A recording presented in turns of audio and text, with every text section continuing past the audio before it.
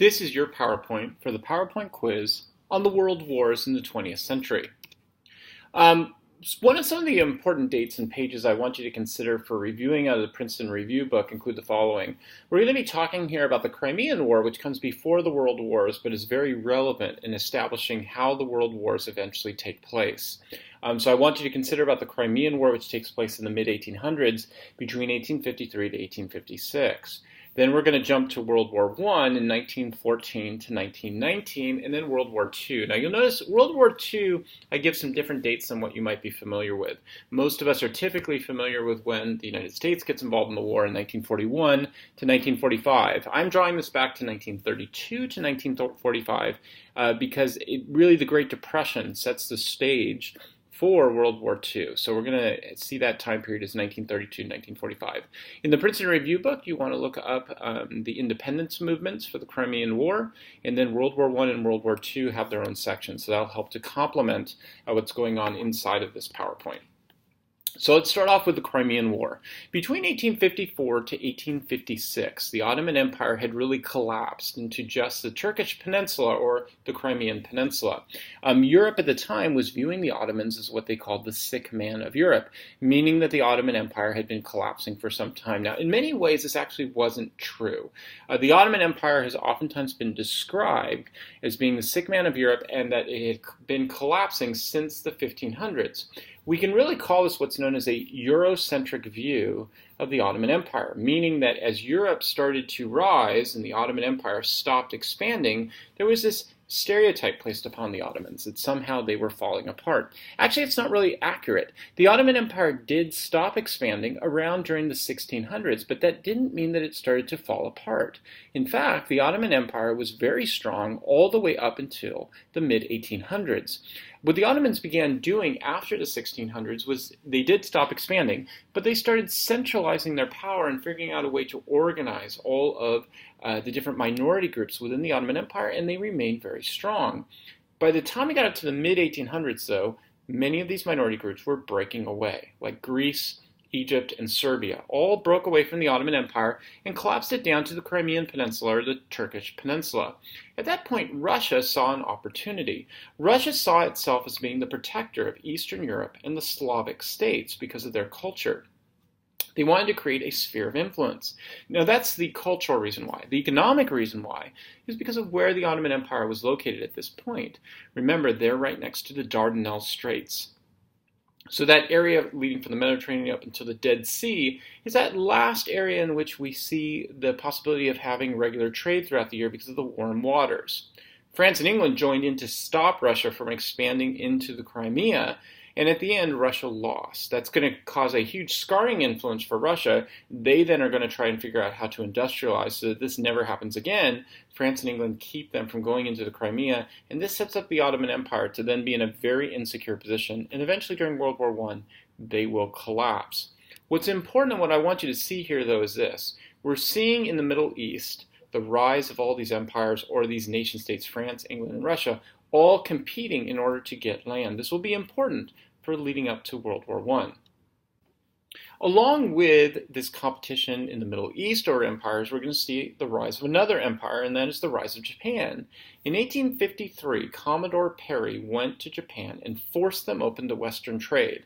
At the time, Japan was ruled by what was called the Tokugawa regime. The Tokugawa regime had attempted to unite all of Japan together, but had failed. Japan remained separated into small areas called daimyos, which were governors that ruled over local areas of Japan.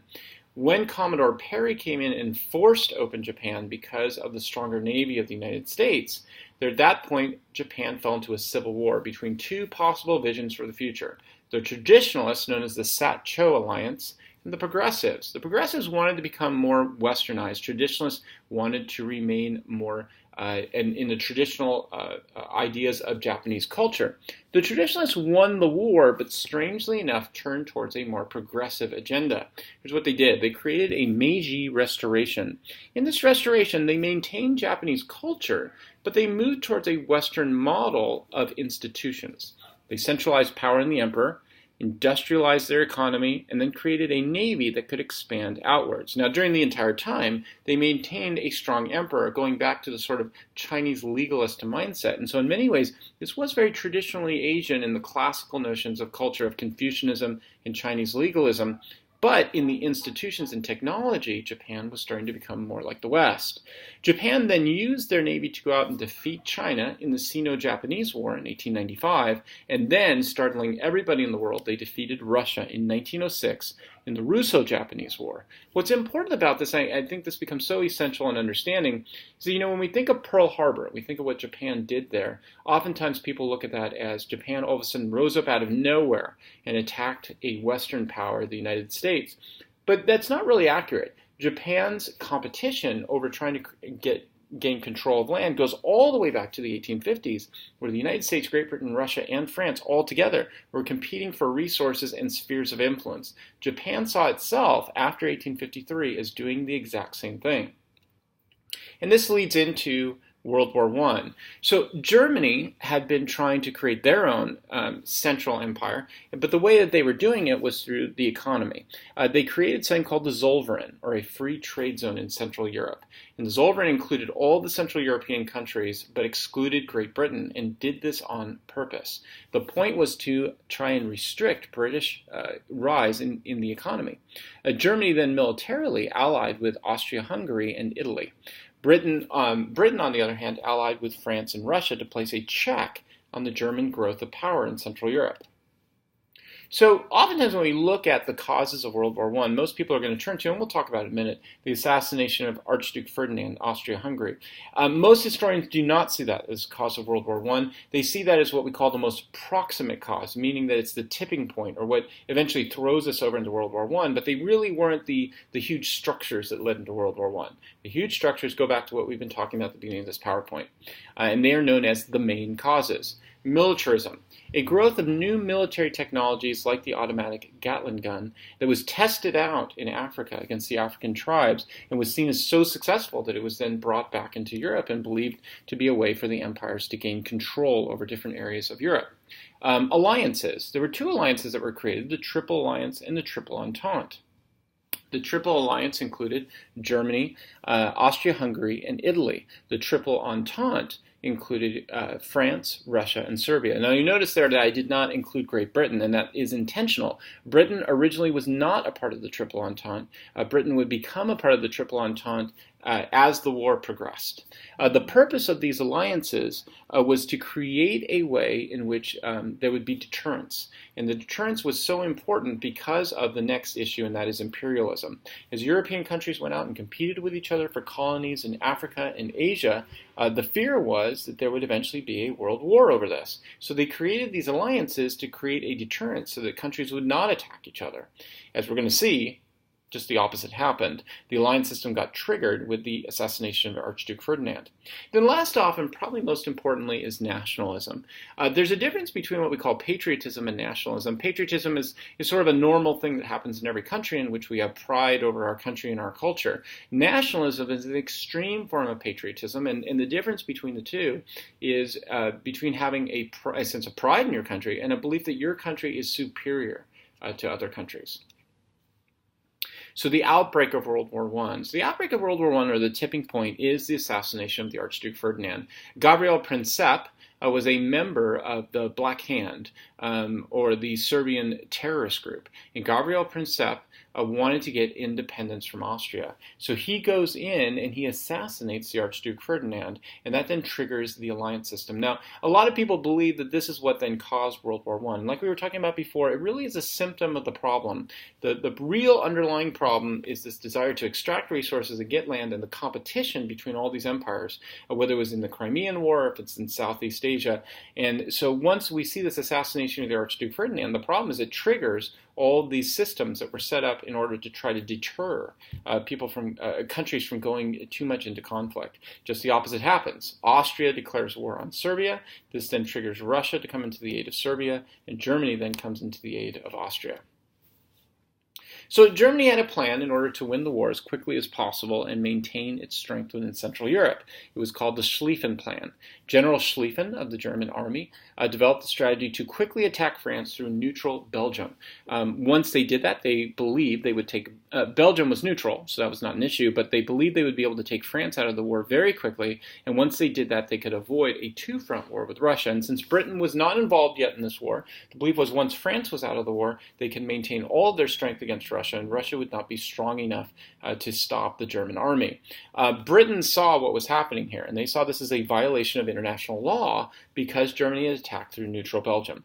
Probably the other part of this, too, to be quite honest, is that Britain saw this as a huge threat. Since Germany was starting to create such a strong Central European power, then their fear was they would be able to maintain that strength in Central Europe and expand upon it. And so Britain enters into the war, and at that point, Germany and Britain are really battling for leadership over Europe.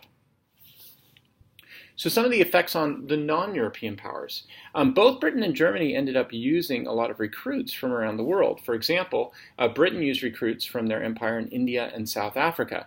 Germany used recruits from the Ottoman Empire. And this eventually triggered that internal battle we've talked about in the past in the Ottoman Empire between the Young Turks and the traditional imams, the Young Turks being the secular progressives and the traditional imams being the religious leaders. Eventually, we know that the Young Turks, even though they were progressives, ended up using science to blame the Armenians for supporting the Russians and then leading that into an Armenian genocide that took place in 1915. So eventually the United States gets into the war, and originally the United States did not want to. President Wilson ran in 1916 on a platform of keeping the U.S. out of the war and isolationist, but Wilson ended up warning Germany against their unlimited U-boat or submarine warfare. Germany at the time had developed what would eventually become submarines. At the time they were called U-boats. U-boats were very primitive submarines. In fact, just to give you an example of this, the original purpose of U-boats was not to use torpedoes. They didn't have that as a possibility. They would actually have the U-boat go up to a ship, they would warn everybody to get off the ship, and then they would actually ram the ship and cause it to sink. Eventually, Germany did begin using the U-boats to attack civilian luxury liners in what was known as unlimited U-boat warfare.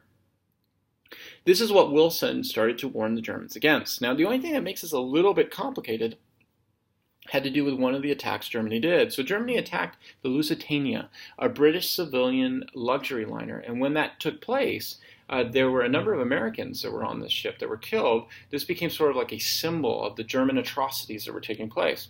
What wasn't said at the time, but was found out later, was that the British were hiding military weapons on these luxury liners to get them past the German blockade of Great Britain and get those military weapons over to the continent. Germany found out about this, warned Britain to stop doing this, and then began attacking these luxury liners. However, this was done enough by Germany that the U.S. then began sending troops in to overwhelm the Germans. So that's what happens. In 1917, the U.S. starts sending in troops. Because these troops have not had to fight in the trench warfare of World War I, they are fresh, they are ready to fight, and just the amount of soldiers that are put in at that point overwhelms the Germans and wins the war. Because of that, the United States becomes highly popular around the world, and President Woodrow Wilson becomes sort of a rock star of politics within Europe. Woodrow Wilson believed that the best way that we could avoid wars in the future was to find a common place for diplomacy. And so he advocated for what were called the 14 points. You're only going to need to know 4 of them. Most of the points tend to be very detailed issues about how to deal with the lands that were taken at the time after World War I. The big 4 points I want you to remember, though, are the following: reduction on the production of arms, free trade over the seas, self-determination and independence for colonies, and the creation of the League of Nations. Now, these are 4 main points, but they have a common idea behind them. And here's what the idea was. For Woodrow Wilson, the best way to avoid war was to create as much free trade as possible. If there was more free trade between countries, countries would become interdependent, and they wouldn't fight with each other in war. In order to do that, though, it was important to make sure that trade could take place. The best way to have trade take place, of course, then would be to get rid of U-boat warfare and make the seas as free and safe as possible. Also, he believed that there was a need to get rid of these colonies that had led into alliances and therefore had also led into the problem of fighting over land. Now, Wilson was a little contradictory over this, and that's because Woodrow Wilson was a racist. And that's not something that is a conspiracy theory. He was outrightly a racist. racist. He came from the southern states of the United States, and not too surprisingly held some very racist views toward African Americans in the United States, but also racist views towards people of color in the developing world as well. And so he really did not go after the need for having independence for colonies, like, for example, France's colony of Vietnam. However, he wanted to make sure that some of the areas in southern Europe were able to be freed, and in that way wouldn't create the kinds of conflicts that led to World War I. Lastly, he wanted to create a League of Nations. Now, be careful with this. The League of Nations is sort of like the United Nations, but not exactly. The United Nations is a different place than the League of Nations. The League of Nations was meant to organize around a term called collective security. The idea of collective security is that all the major countries of the world would join together, and if any one country stepped out of line with these international institutions, all the other countries would basically bully them back into the international order. His hope was this would stop all future wars. Now, most people look at this and they say that this is, obviously looking at history, that this was such a joke because it was only about 15 years later that we were going to see the lead up to the next major global war. But actually, you could make a good argument that Woodrow Wilson was actually correct on what he argued. For one thing, what have we seen since World War II? Well, we've seen an increase in free trade and a decrease in global wars. Another problem with the criticism of the League of Nations is that the League of Nations really wasn't tried. The United States offered the idea of the League of Nations, but we never actually joined the League of Nations. We decided not to join because we believed an international institution would steal away our national sovereignty, meaning our ability to make decisions for ourselves. Well, what if we had joined the League of Nations? Well, we kind of know because we eventually created and joined the United Nations. And what's happened since that time? Well, we've avoided some major conflicts because of a common place of diplomacy. A good example of that was the Cuban Missile Crisis, where we used the United Nations to stop the Soviet Union from putting nuclear weapons in Cuba. So it's very possible that Woodrow Wilson was actually correct, but unfortunately his ideas were not really tried, and because of that we lead up to World War II. So what were the causes of World War II? It's important to note that the causes of World War II really are different from the causes of World War I. I think there tends to be a belief that World War I and World War II are the same. They really aren't. There are some similarities, like in the mechanization of weaponry, but there's a huge difference between World War I and World War II. World War I in many ways was caused by those main causes, and if we summarize those, it's basically a fight over imperialism that then leads into alliance systems that get triggered. In the case of, and so it's really a political issue.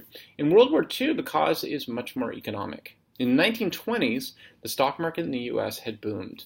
And during that time period, new types of technologies like the dishwasher, the refrigerator, electricity, and the radio began booming, and that allowed for a massive amount of consumer purchasing. However, by 1928, it was discovered that most of this economic growth that was taking place was really on very vulnerable and unstable types of conditions. The stock market crashed twice, in 1928 and then 1929, and that then eventually led to a global depression. And people began to look at the stock market and see it as a symbol of capitalism and democracy. And if they had failed so badly, then who do you blame? Well, people began to blame democratic governments and capitalism, and they looked for an alternative governmental system that might be able to solve the problem. So there were two options. One was communism, which most people rejected in Western Europe because they saw that as an atheist system that didn't go along with their traditional religious beliefs. Second possibility was the fascist option, which was offered by Adolf Hitler and Mussolini. So we tend to associate fascism with the horrific genocide of Jewish people within Western Europe, and for good reason. The genocide took place, killed at least 6 million Jewish people, wiped out pretty much the Jewish population of Western Europe. The few that were remaining ended up migrating largely out of Western Europe and went to, for example, Israel. However, while that is true and it was monstrous, I think it's very important that we understand why fascism was so appealing to so many people and why so many people in Europe adopted this. Most of the time we tend to look at Adolf Hitler and put all the blame there, which there is plenty of blame to put. But if we're really going to understand why a Hitler was so appealing to people, we have to understand why fascism is so dangerous. And it's so dangerous because it is appealing to people on an economic level, and here's why. Adolf Hitler provided the option of having the government work with industry, and during the height of the Great Depression, when there was a 25% unemployment rate in the United States, Adolf Hitler lowered the unemployment rate to 2%. Well, how did he do this? Well, he developed an economy based upon the creation of military goods. Now, long term, this really does not work. You can't drive tanks on the freeway. The point being, you need to create luxury goods. However, in the short term, creating military goods works very well. You can create a massive amount of military goods, provide a lot of jobs, and that provides consumerism and a lower unemployment rate. He also used the secret police to go out and silence his dissenters, so he used terrorism basically to keep people in line, and he crushed unions in order to assure that there would be workers' cooperation. As long as there was a 2% unemployment rate, nobody's really going to criticize the fact that he's not allowing for unions to take place. In Italian fascism, Italy had been divided between a northern business and a traditional southern farming region. Mussolini started off as a socialist, but he decided this really wasn't going to work. So he led a group of young Italians called the Black Shirts and marched against the capital, and he began advocating for southern traditional farmers in order to unite the Italian peninsula. He used the Italian military to then go out and conquer Ethiopia, strengthening overall Italian nationalism. So at this point, notice what the common themes are here. Building up the military, appealing to traditionalism, and then appealing to nationalism. So how did Hitler come into power? Well, interestingly enough, Hitler believed first that he could lead a revolution into power. He tried to do this through something known as the beer push. In this case, in Munich, he led a violent revolution at a beer hall in Munich. And beer halls in Germany were oftentimes used as a starting point for political revolutions. However, when he began marching, and his idea was they would march through Munich, take over Munich, and then march all the way up to Berlin and take it over. The problem is, if you ever visit Munich, the streets in Munich are very narrow. And so what the police did was they just went to the front of one of the streets and cut it off with a barricade. When Hitler's men marched up to that area, they were trapped. He failed, and then he was imprisoned. So as he was sitting inside of this prison for a good deal of time, he realized his mistake. His mistake was to have a violent revolution. It made it too obvious and too easy for him to be defeated. Instead, he was going to use democracy against itself, and he did that. He ran for political office, and he won the chancellor's seat. Once he did that, he created a fake emergency crisis in which he had his own men burn down the Reichstag, the German parliament, and then blame it on the Jews and the communists. That allowed him to take over more emergency power, and once he had that, he had full power within the country. Once Germany was able to take over, once Hitler took over Germany, he used this military production to gain the approval of the people. He used his police to crush dissent, and then he began expanding outwards. Remember, we talked about how the military production really is not good for long-term economic growth. That's true unless you use your military successfully to go out and conquer other areas where you can gain more and more resources and continue that need for military production. That's exactly what he did. First, Hitler annexed Austria by rigging an election there. After he did that, he then went out to Britain and France and demanded that they provide for him the western half of Czechoslovakia, which had been taken away after World War I. He claimed at the Munich conference that this was an area of Germanic minorities and that this was just simply an area that should belong to Germany. And once he had that, he would stop.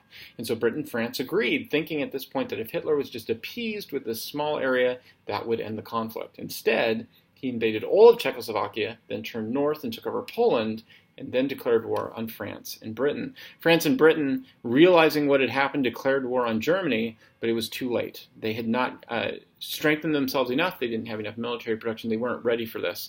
And Germany's blitzkrieg, or their ability to use tanks and to use their air force, the Luftwaffe, was so quick. It easily defeated France and Great Britain. In fact, at the very beginning of the war, France tried to use the same techniques that they had used in World War I, trench warfare, which had been very good at being able to at least stalemate your enemies, but it just shows how much has changed in 2 decades. The German military was so quick because of their tank divisions that they just drove right over the walls that France had created, and trench warfare was no longer a way that you could defeat or at least stalemate an opposing enemy. Now, this is the point where Hitler probably made his biggest mistake. Hitler had been extremely successful in his military endeavors, but where he made his biggest mistake was what he wanted to do to become famous in world history, and that was to conquer Russia quickly. Now, we all know from John Green's videos, the only group that really has been able to conquer Russia quickly is the Mongols. Unless you're the Mongols, you just don't go into Russia. Russia is a place where most armies are going to go and die because of the vast population of Russia and the incredibly cold climate there. So his generals saw this, and the generals warned Hitler not to go into Russia, but if he was, at least go through the Balkans where it is warm so they can maintain their supply lines. Hitler dismissed this and said that the quickest route was to go through Eastern Europe, and so he began sending his troops through that area. Now, this actually brings up one of the worst tragedies or atrocities of what Hitler did. Most of the time, we think of the worst atrocity as being what happened in the camps where Jewish people were sent, and that was horrible enough. But actually, even worse than that was Hitler's secret group that went into Russia called the Einsatzgruppen. The Einsatzgruppen was a secret German police group, and they would follow the German military. And as the German military went in and took over areas in Eastern Europe, the Einsatzgruppen would come in and pull people out of their homes. They would have them dig massive trenches, and then they would line up Jewish communities and mow them down with automatic weapons. You have to understand how tragic this was. Not only did people have this happen, but when they were killed, the Einsatzgruppen would strip them of all their clothes. So they were completely humiliated. Then they were executed. There were some people who survived, people who were shot, but who were the bullets would graze them, and so they would fall into these trenches. Or some people who fell before they were shot, they would fall into piles of dead bodies of their neighbors and their family members. Once the Germans left, these people would climb out of these trenches of all these dead family members and neighbors, and then they would escape, but they would have to escape in the coldest areas of Eastern Europe and Russia. And on top of that, they would have to find a way not to run into the German military that was still within this region. So that's how tragic and how horribly nightmarish this was.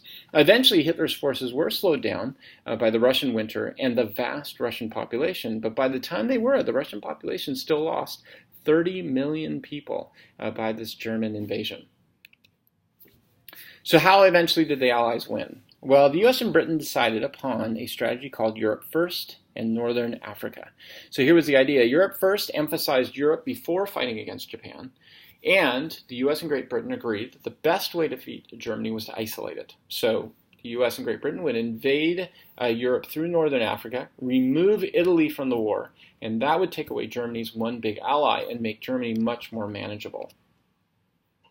Joseph Stalin agreed and eventually joined this alliance, and he did so because Hitler had broken his promise with Joseph Stalin called the Non-Aggression Pact.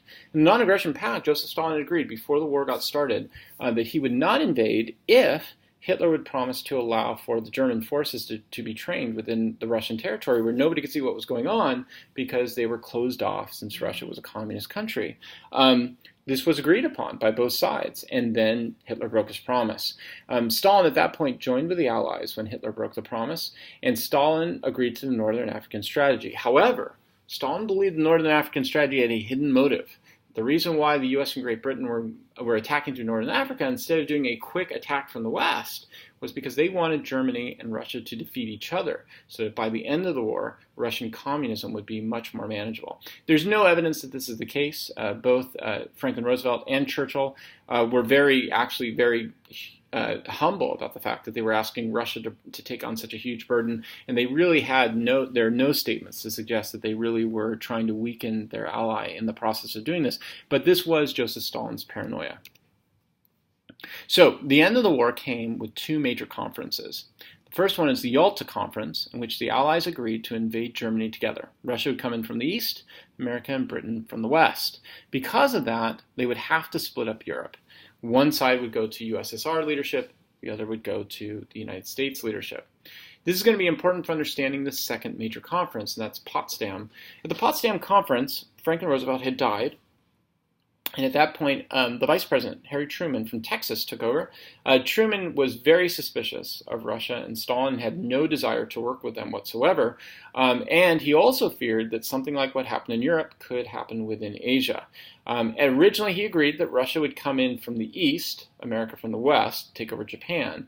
But he feared that this would cause Southeast Asia to be divided. And so when he found out at the conference that there was a successful testing of the atomic bomb at Los Alamos, he saw an opportunity to keep Russia out of Southeast Asia. Once the war was over, the United States and its allies sat down to figure out how to stop these wars from ever happening again. And this is the big difference with the League of Nations. The League of Nations was the idea of a political solution. The United States and its allies saw the need for an economic solution at the end of World War II. The United Nations was similar to the League of Nations in that it was created to be a place for diplomacy. However, two new institutions were created called the World Bank and the International Monetary Fund. The World Bank is an international institution that provides loans to countries, especially in the developing world, to develop economically. The International Monetary Fund establishes rules for these loans.